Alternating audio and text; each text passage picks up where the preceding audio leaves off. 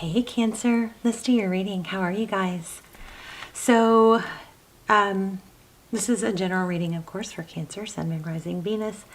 Just take what resonates, leave the rest. I'm getting, this is just came out in pre-shuffle, Six of Cups. So it's reminiscing, thinking about the past. I'm also getting a feeling, strong Temperance card and the Justice card. So both of those are about balance. So we'll see. They'll probably, typically when I feel a card that strong, they'll come out. But we'll see. We've got the Six of Cups here. This is one of my favorite cards in the deck. It's just a very sweet card, sweet vibe. It's thinking about the past. It could be somebody returning. It could be childhood memories. Oh look, and this came out in pre-shuffle also, Ace of Wands. So something new, passionate. But that new passionate thing could be somebody from the past. But anyway, that's just pre-shuffle. We'll see what's going on here. How are you? Hope you guys are well. Wow, look at that. The World card. Wow. World, Wheel of Fortune. Wow. Okay. So, something big. Look at this. So the Hierophant, the bottom of the deck. So the Hierophant speaks of tradition, it's truth, and it's ethics. It's something that you can count on. It's a very, very strong sense of, it can be family, but it's often it's a high level relationship, but something very traditional. Also very strong truth component to it. We've got the World card here, which is about cycles, things completing a new cycle. You know the story, when you get through the tarot, you go through all the cards and you get to where it's like the story starts over. Like you complete or graduate one cycle of lessons and challenges and triumphs, and you get to the world and hopefully you complete it and you get to start a new cycle of new lessons and accomplishments and challenges, and you grow each time. So that's what this World card is. So it could be that you're completing a cycle. You've experienced a whole lot of growth, and we do have some family. Whoa, I just said family. I meant to say money. Gosh, I'm kind of tongue-tied. Here we have the Wheel of Fortune. This is destiny. It is about fortune, often things coming towards you that are good, positive. This is an extremely positive reading. Wheel of Fortune. Fortune. Things that are destined. There's a completion here. Something that's taken a long time. I wonder if it does have to do with marriage. Definitely a high level situation, relationship. So the Knight of Pentacles is my favorite knight, because the Knight of Pentacles is an energy of coming in slow and stable. It's not the other knights that kind of tend to come and go. Let's clarify. Looking good.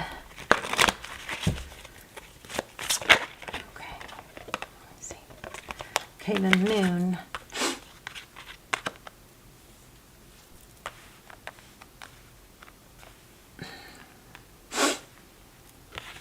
My nose just got really itchy too. Okay, so the Moon, something you can't see, could be things that are hidden, a foundation. So you may not see this coming yet, or you may not know, but it is something. You should know what I'm talking about, because it's something that you've worked for, you've put a lot of energy and effort into, and it's been a long time coming. This, again, this Four of Wands could be Twin Flame 1111, but very indicative of foundation. Why the Moon card, though? Why do we have the Moon card? Whoa, oh my gosh, you guys. Sorry, hold on. Gotta pick these up. That was me. I wouldn't say that was anything significant other than just me. Okay, so I'm going to show you all three that flipped. So we've got the Six of Wands. So that's, it's being recognized for your accomplishments. It's being a high value. It's not wavering, it's not sneaking, it's not cheating. It's a very solid substance here in this reading. It's kind of has that feel of being rewarded for not taking the easy road, or just, really, maybe you're doing the inner work.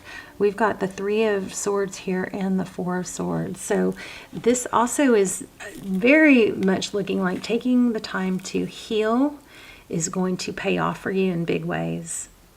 So because there is heartbreak here, there is separating yourself from things that, maybe were hurtful, or taking the time to heal with this Four of Swords.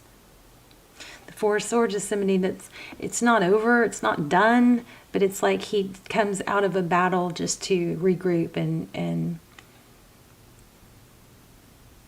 rest, rejuvenate. So there is a big cycle completing. You guys remember we've got so many, like 6 planets in retrograde. Venus just came out of retrograde, but basically a lot of things in the recent past could have felt like off, or just not an even flow, okay? And it looks like you've grown. There's a big energy I keep picking up about self-reflection, personal growth, self-discovery. Let's get some on what's the Wheel of Fortune? This is about not compromising your values. Not stooping to someone else's level, I think. Okay. Celebration, friendship. It could be cutting out gossip. I'm saying that because I just got the King of Swords. The Three, wow, these cards are so slippery. The Three of Cups, it's, community, it's getting together. The choosing friends wisely, not entertaining low vibe, gossip type bickering. I don't know. This is about, so it is about communication. I was going to say it also is about, a gathering, a get together, a union, some sort of union, but it also, this could be, it does look like we have some communication. Oh, could be travel, actually. Yeah, there could be travel. Because travel to go see someone, get together. Let's get more on that one. There's that Temperance card I felt. Balance things out. Maintain relationships, friendships. The Temperance card is about doing things in moderation. It's not taking too much or too little, but it's boundaries. That's what I'm feeling here, boundaries. You know what, Cancer? That might be what this all is implying also. That you've learned to honor your own boundaries. What happens when we don't speak our needs and our wants and we expect others, what happens is we just build up resentment. We sell ourselves short. And we actually end up trying to do more to please others, I think, when we don't speak our needs and our wants. We bend our boundaries more. You've done a lot of very big self-discovery. Okay, so it looks like travel coming. Chariot, forward motion, lots of perseverance. Look at all the major arcana here.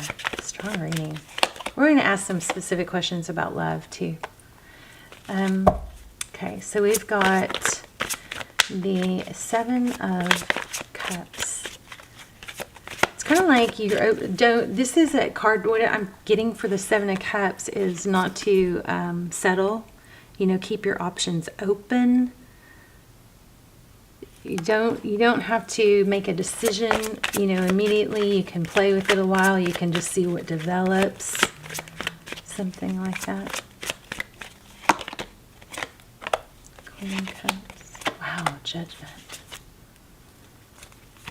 Yeah, whatever. I think this is love, but this looks like it could be an apology. You don't have to say, if somebody comes forward and apologizes or gives you an offer, doesn't mean you have to give an answer right then. You can take your time to think about it, or you can say, let's just see how things go, depending on the situation. I would not open yourself back up to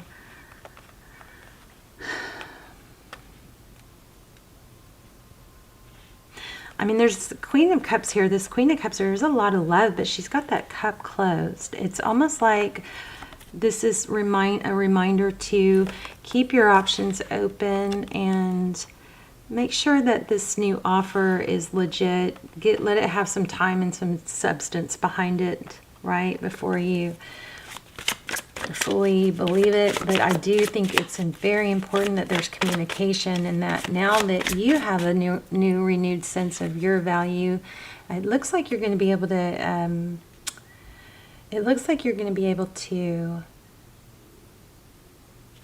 express your boundaries more calmly without a feeling of, oh my gosh, this card, I saw it, I almost pulled it, but it was too late, I'd passed it. So this is that new, like, your new sense of value, your new confidence in knowing your value. And I think that's going to allow you to be able to communicate differently.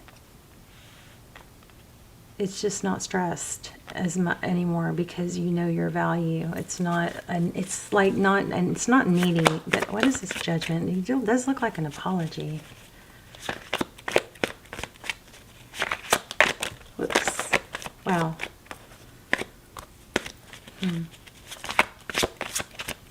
Why do we have Judgment? Five of Cups. Five of Cups is somebody who's looking at, the spilled cups, dwelling on the loss, and not looking at the lesson and the benefit of it, or the silver lining. Somebody is just really, really regretful here. Look at this, Ten of Pentacles. Yeah, somebody's waiting. So here's what it looks like. You've moved on, or you've graduated, or you've done good things. If that's not happened, then that's what you need to do. Especially if you're dealing with a heartbreak. That's where you need to be focused on your healing, what you can do to better your life, not expecting your wounds to be healed by someone else.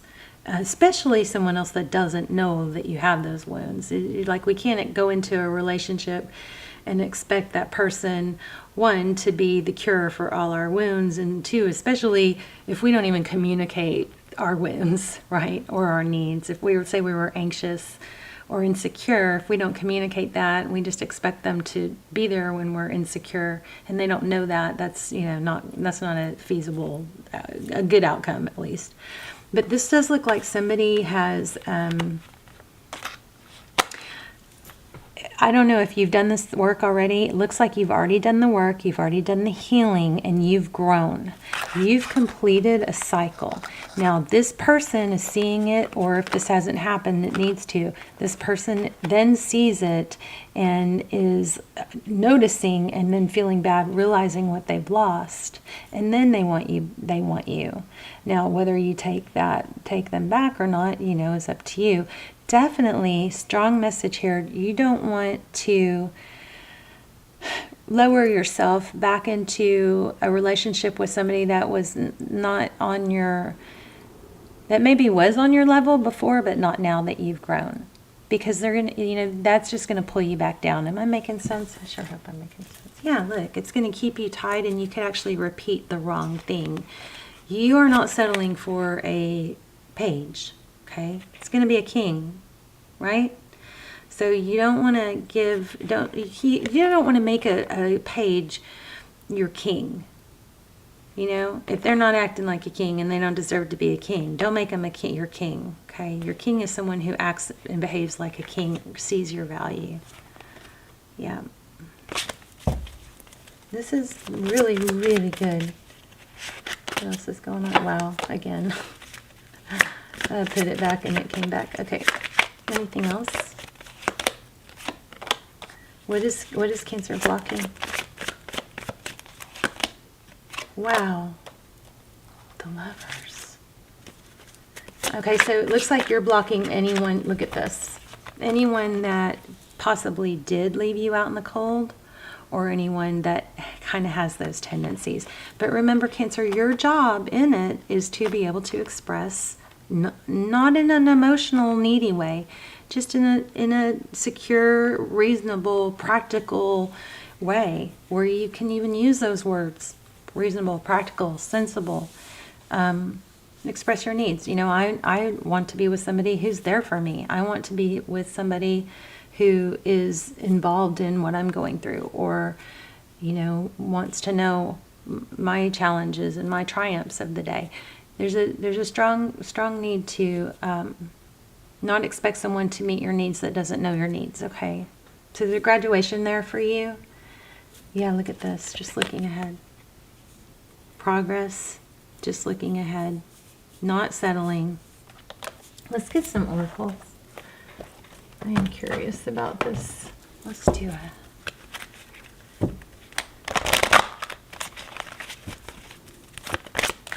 Oh, wow. Okay, let me take the one that pulled. You deserve love. You are lovable. We knew that.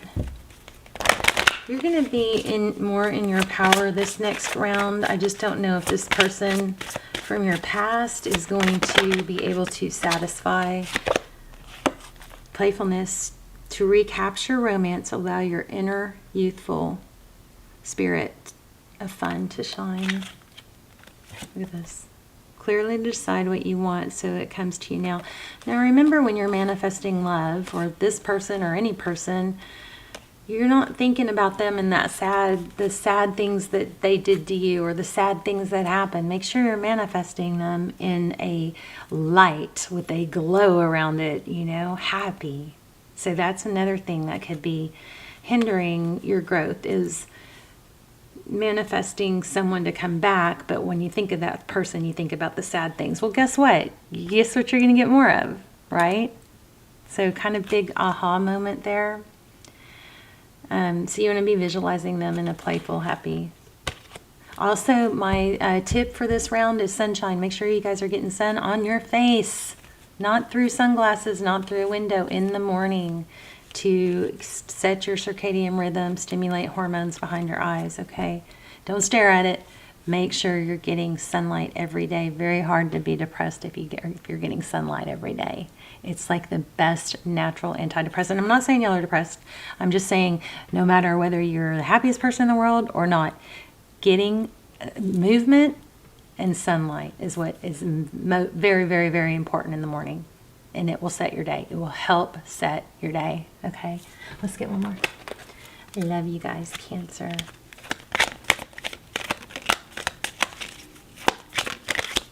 You guys tell me in the comments if you've tried the sunlight thing and you know. Okay. After like 3-4 days of doing that, especially if you get sunset sun too, so your eyes, your circadian clock knows that it's getting to be nighttime. It's amazing. It's amazing. After 3-4 days, you'll be like, wow, I'm sleeping better, and you know, I'm waking up earlier, and I have more energy, and I feel happier. It's like a happy pill. Okay, in order to change my life outside, I need to change my life inside. Once I am open to this change, my exterior reality will begin to mirror those new shifts. Beautiful. Oh, okay. Let's see, one more. The better it gets when things happen that cause me to feel good, I know there are much more good feeling things coming my way. The better it gets, and I keep rising up. That is so true. It's like movement. It's like activity breeds more activity. So when you're up and you're moving and you're physically active, body's in motion, stay in motion. Body's at rest, stay at rest. So remember that.